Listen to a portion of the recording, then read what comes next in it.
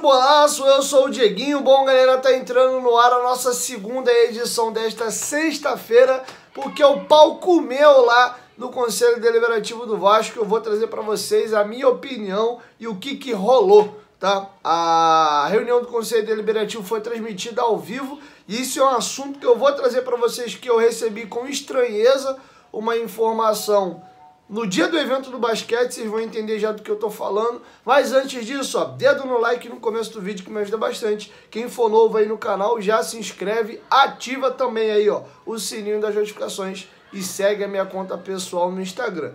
Amanhã tem rodada do Brasileirão e tu vai fazer a tua aposta onde? Lá na 1xBet, né, meu parceiro? O link tá aí, ó, no primeiro comentário fixado do vídeo. Se cadastra lá na 1xBet, você pode ganhar bônus até de R$ 1.200 no seu primeiro depósito, tá? Eles dobram o seu primeiro valor e, além disso, vocês ajudam muito aqui o meu canal. A 1xBet é a maior empresa de sites de apostas do mundo, tá com a gente aqui no canal desde 2019, paga rápido e paga muito bem. Pensa aí, apostas pensou em 1xBet. Link aí, ó, primeiro comentário fixado.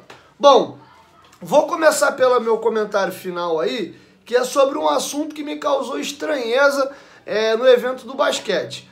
A Vasco TV não pertence mais ao Vasco Associativo. A Vasco TV hoje, ela é da Vasco da Gama SAF, tá? Tanto é que as reuniões de Conselho Deliberativo seguem sendo transmitidas, assim como houve a transmissão do lançamento, ou melhor, do relançamento do basquete do Vasco, aquele evento que teve lá, eu tive presente no coquetel à noite, né? Porque na parte da tarde, quando foi apresentado o treinador e a reinauguração, estava acontecendo aquela coletiva do Paulo Brax, que foi a última que ele deu conversando com a imprensa. Eu estava presente naquela coletiva, foi eu inclusive que fiz a pergunta da questão lá do camisa 10, etc. Enfim.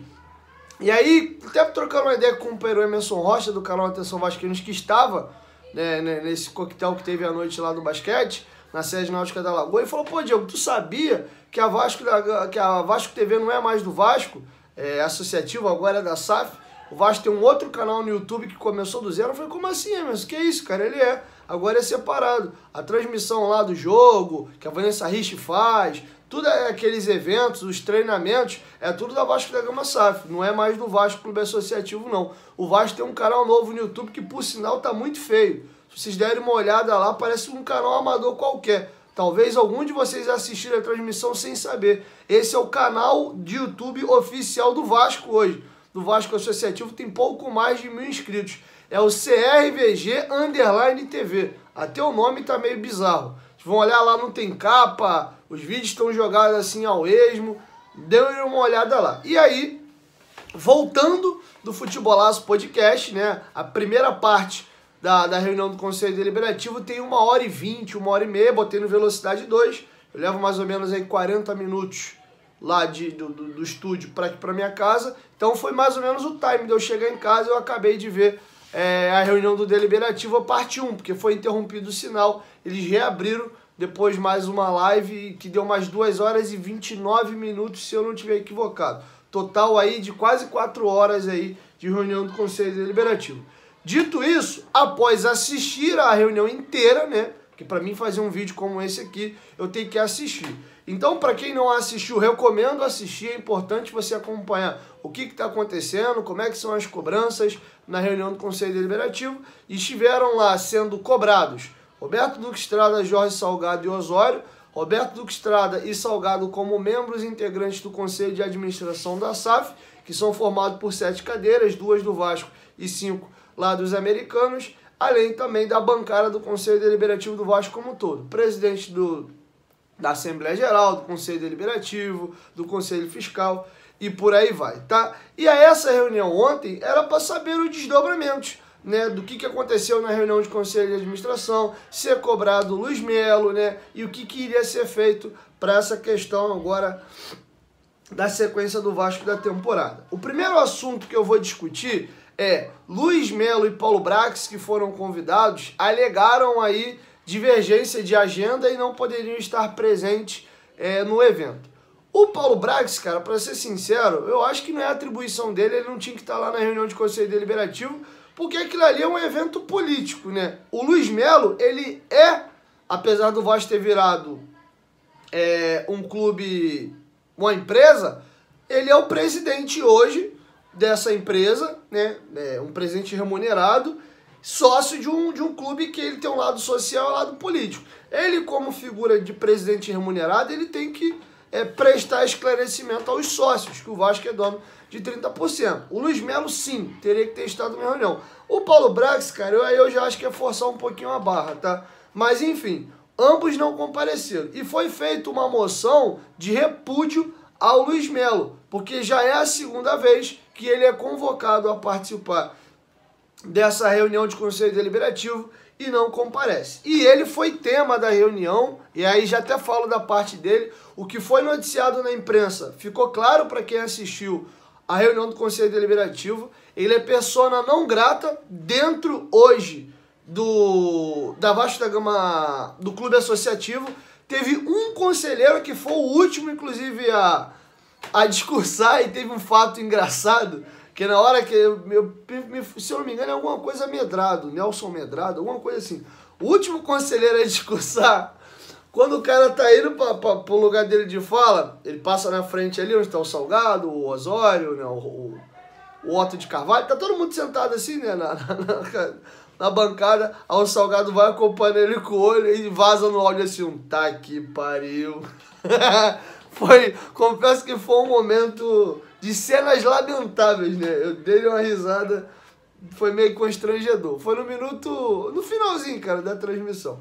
E aí ele foi o único que falou, olha, gente, o fato do Luiz Melo ser Vasco, não ser Vasco, ser torcedor do Flamengo, não é pra tanto. O importante é ele ser competente, aí sim cabe a discussão. Aí ele cita um exemplo de que o considerado por muitos o maior presente da história do Vasco, Antônio Soares Calçada, era sócio do Flamengo, inclusive ele foi flagrado nos anos 80, início dos anos 90, numa eleição do Flamengo, ele na fila para votar, né? Ele como presidente do Vasco, na fila, né, do Flamengo lá para votar, para eleger o presidente do Flamengo, né? Isso na época foi tirado gozação e tal, isso na opinião desse conselheiro, né? E passados aí 30 e poucos anos, 40 anos, isso tomou uma outra conotação dentro do Vasco. Mas fato é que todo mundo sentou-lhe a marreta no Luiz Melo, inclusive foi levantado de novo a questão de ter sido completamente antiético, o fato dele ser o cabeça e o negociador da venda, né, do futebol do Vasco para os americanos como CEO do Vasco da Gama SAF, e após o negócio ser concretizado, ele pula para o lado dos americanos.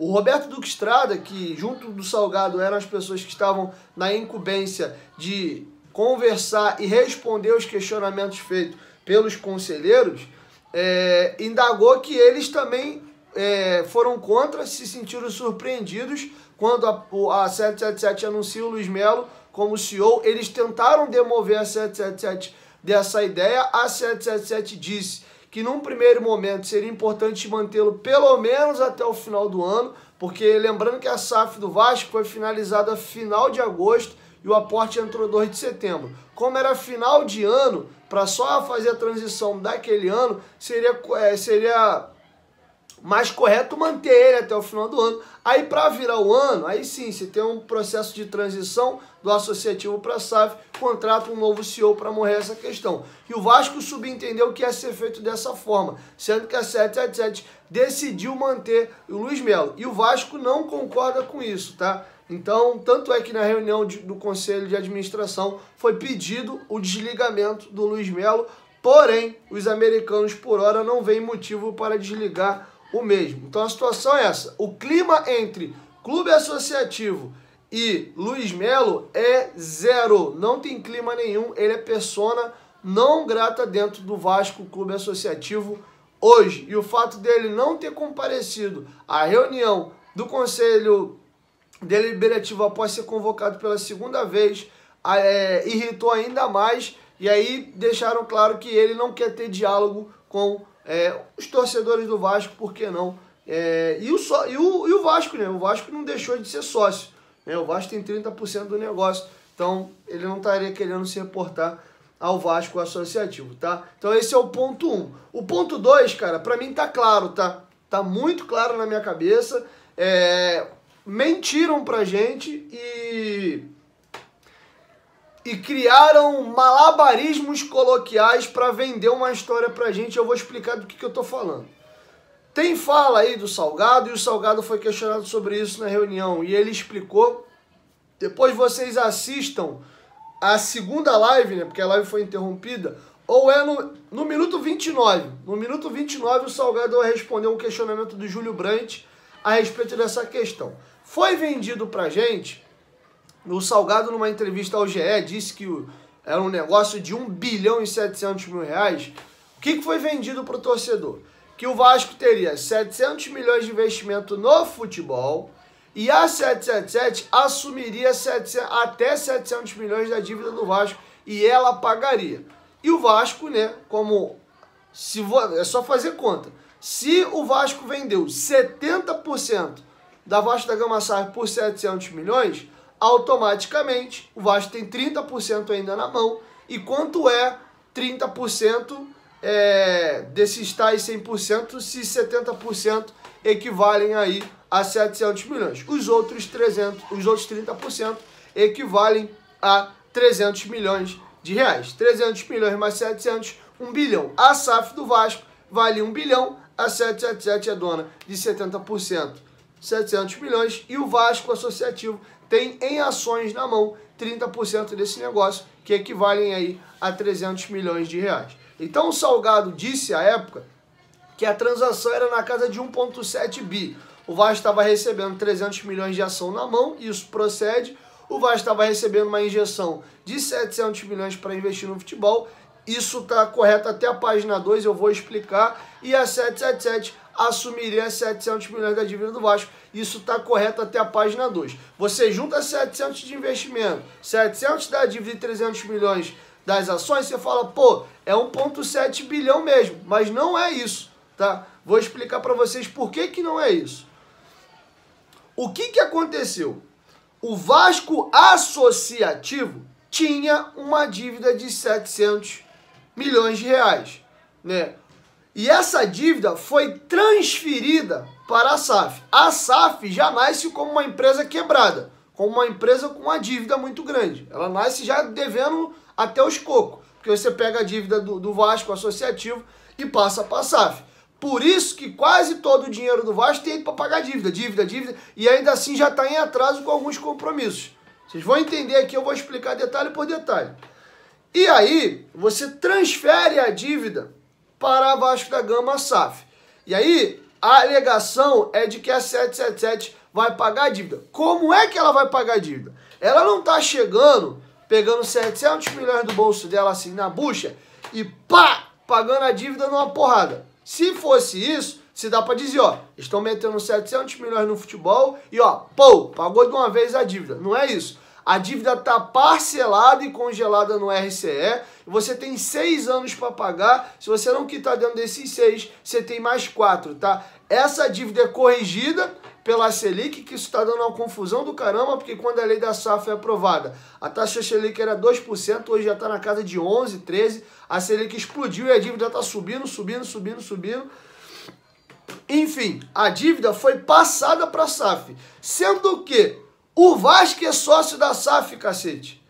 É só você fazer conta. A dívida que está dentro da SAF são 700 milhões. Se o Vasco é sócio da SAF em 30%, 30% dessa dívida é do Vasco ainda. O Vasco não é sócio desse negócio. 30% de 700 milhões são 210 milhões. Então a conta já não fecha muito. E o Luiz Melo, numa pergunta feita por alguém, não lembro se foi por mim, na coletiva que ele participou lá no CT Moacir Barbosa, eu estava presente, foi questionar essa questão de ser 2 potes. Um para pagamento de dívida e o outro para investir no futebol. Quando na verdade não é isso. O Vasco passou a dívida do clube associativo para a SAF e vai ter que se pagar isso em 10 anos aí do RCE. E os 700 milhões é um dinheiro só. Esse dinheiro entra, né? 2022 entraram 190 milhões, tá lá no balanço, o dinheiro entrou todo bonitinho. Em setembro, 120 milhões. E lá no começo do ano, para poder pagar salário atrasado, aquele empréstimo ponte de 120. Vai entrar o segundo aporte Agora em setembro, dia 2 de setembro, entram mais 120 milhões. Setembro de 2024, 240 milhões. E aí finaliza em 2025 com mais 120 milhões e acabou o dinheiro. O Vasco tem hoje para movimentar pagamento de dívida, pagamento de despesa corrente e operacional e investir no futebol, os aportes que a 777 vai fazer até 2025, mais a própria receita do Vasco. Ou seja, o Vasco com a sua receita sozinha, né, ele consegue, pagando a dívida, mais cobrir toda a despesa operacional, salário, fornecedor, logística de viagem de jogo, manutenção do estádio, manutenção do estádio, que é com a 777, né, na Vasco da Gama SAF. Enfim, o que o Vasco recebe anualmente, ele consegue pagar todas as suas despesas e a dívida que já existe? Não. Então, ou seja, boa parte da grana que entra da 777, que são os aportes, vai para dívida. Tanto é que no balanço do ano passado, tá que o Vasco já quitou 100 milhões de dívida. Por que que o investimento no futebol tá minguado? Porque boa parte do dinheiro que entra vai para a dívida. Sendo que o que foi prometido não foi isso. O que foi passado é que seriam 2 potes, um para pagar o futebol, para investir no futebol, e o outro para pagar a dívida. A grana vai entrar e o Vasco vai pagando ali despesa operacional, corrente, dívida para trás, que está batendo. Então, foi feito um malabarismo, né, com palavras para passar para a gente algo que na prática não é isso. Isso para mim já está claro e ficou bem claro ontem na reunião do Conselho Deliberativo, tá? É isso. A dívida passou da associação para a SAF e o Vasco é sócio da SAF, ou seja, 30% da dívida que está lá continua sendo o Vasco, porque ele é sócio do negócio. E os 700 milhões não são duas granas. 700 para pagar a dívida e 700 para poder investir no futebol. É um dinheiro só. São 700 milhões que entram de 2022 a 2025 e acabou.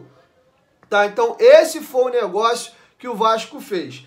E aí, foi questionado, mas por que vocês estão reclamando disso agora? Isso foi explicado, teve reunião pública, teve 15 pessoas do conselho que foram escolhidos para ler o contrato de correntes políticas do Vasco diferente. Foi dado um fuzuê do cacete com relação a isso e foi falado que isso está no FAQ, né, lá no site do Vasco, todos os detalhes disso. A questão é que no FAQ está uma coisa, mas o que Osório e Salgado falaram em entrevistas não foi isso, tá? Então esse é um assunto que eu já considero encerrado e já dei a minha opinião e fiz a minha análise sobre o assunto. Vou passar para um outro item. Foi discutida a parte do marketing, unânime. Todo mundo sentou o cacete e foi falado que está existindo uma flamenguização dentro do Vasco, né? Porque muitos profissionais que estão sendo contratados são flamenguistas e não é só por ser flamenguista, são incompetentes e o resultado hoje do marketing no Vasco é muito ruim. O lançamento do Edmundo foi ridículo. Eu participei no canal do Edmundo agora na última quarta-feira e até comentei isso com ele. E ele mesmo falou que quando saiu ele ficou chateado, porque ele acha que o valor foi abusivo e esse valor não corresponde ao grande torcedor do Vasco, né? Boa parte dos torcedores não vão poder comprar o kit dele, ele nem sabe quantos foram vendidos. Até falei a questão da moeda, tá com a foto errada, porque o kit é alusivo a 97, a foto que tá na moeda da camisa que ele usou em 2000. Enfim, uma cagalha-pança total e o próprio Edmundo ficou chateado. Vocês podem dar uma olhada na live do canal do Mundo Ed de quarta-feira, que tem um momento que eu falo isso com ele, tá? Então, existe uma crítica muito grande acontecendo hoje, tanto ao marketing como à comunicação do Vasco. Deixa eu ver mais o que... aí um assunto mega polêmico que surgiu também, que tá no balanço, mas o problema não é tá no balanço, o problema é que a 777, né, pegou um empréstimo, ou melhor, uma empresa ligada à 777, pegou um empréstimo com o Vasco da Gama SAF no final do ano passado, no valor de 5 milhões de dólares, tá? A empresa chama-se F3EA Holding. É uma das empresas que está lá dentro de várias empresas que a 777 é dona. Esse valor já foi quitado, o Vasco emitiu uma nota oficial hoje informando que essa F3A Holding já devolveu os 5 milhões, já foi tudo quitado, isso acabou de ser pago algumas semanas atrás, mas foi discutido. Quando o Vasco emprestou esse dinheiro, o dólar estava na casa de 5,20. Nessa semana agora, o dólar variou de 4,70 a 4,80. E se eles devolveram os 5 milhões de dólares agora, pelos mesmos 5 que eles pegaram lá, o Vasco ficou com prejuízo, porque teve um deságio aí no câmbio, tá? Mas eu vou ler para vocês aqui o esclarecimento e a nota que o Vasco fez. O Vasco informa o seguinte sobre essa situação.